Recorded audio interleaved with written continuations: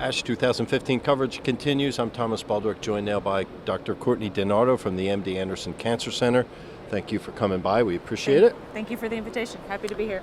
Let's talk about some of your work. We've got first a phase 1b study of Venotoclax in combination with Decitabine or Azacitidine, and this is for older AML patients who are kind of in an unmet need situation. Can you talk about that? Sure. I think despite everything that we've learned in the past 15, 20 years, there's been this explosion of scientific understanding of the genetics underlying leukemias, but that hasn't quite yet translated into standard treatment algorithms for elderly patients. And so there is still very much an unmet need for these patients. So it's kind of a mouthful, the title, but what it is it's a induction. It's a frontline treatment strategy for our patients 65 years of age or older.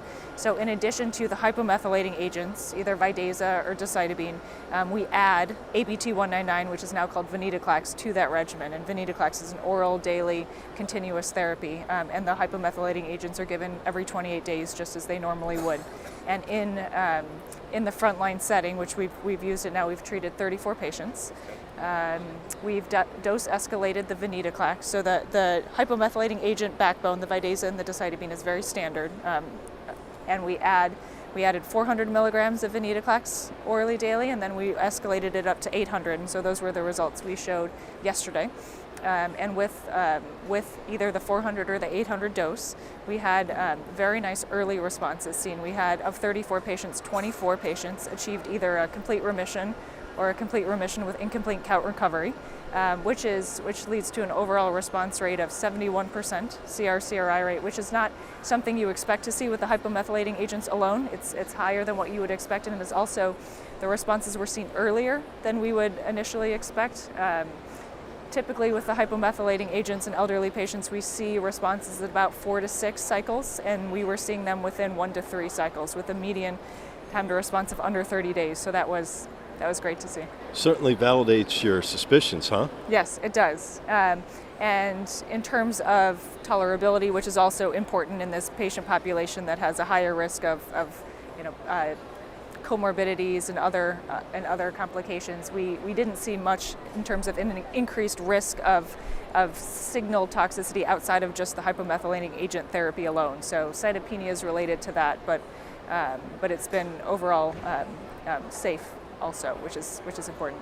So there are some unique complications in treating these patients. What would you say they are? Yeah, I think with acute myeloid patients in particular, there is an unappreciated complication rate in terms of thrombocytopenia and anemia-related complications. These patients are coming into the hospital often 2 to 3 times a week, getting their counts checked, getting transfusions, and so kind of quality of life in terms of time spent in a hospitalization setting is something that is really, I think, important for those patients, as well as just the infections and the immune deficiency that our patients have. There's, in addition to leukemia-related complications, there's infectious and cytopenia-related complications also. So it is very much a challenging population.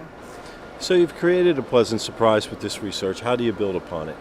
Well, I think the most important thing is to just validate these patients moving forward with just an increased sample size. With 34 patients so far, it's exciting and it's encouraging, but certainly nothing that is game-changing yet. So we are continuing.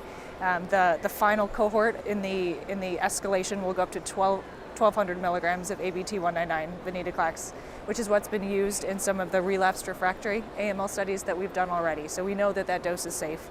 So we'll continue that, and then we'll move forward into the kind of stage 2 part where we expand at our dose and confirm these preliminary findings. Okay, congratulations. Thank Best of luck going forward. Appreciate it. Okay.